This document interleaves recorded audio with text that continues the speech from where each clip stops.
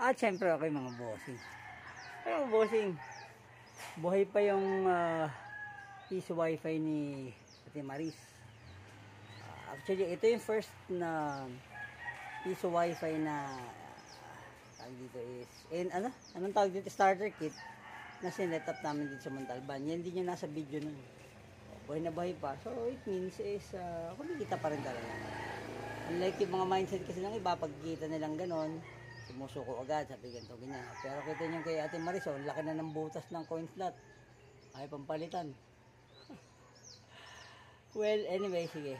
Pagka papalitan natin yan ng libre dahil sa tagal na niya, no? Ang saya naman, buhay pa yung piso wifi niya. So, ayan yung ating piso wifi, okay? Tapos mga bossing, doon, ang bahay namin nun. Kaya punta, baka sabihin nun sa privacy mana, yan, pagpasok dyan, dati dyan kami nakatira. Check na namin dito sa Ate Maris, ayan yung piso wifi niya. Buhay pa.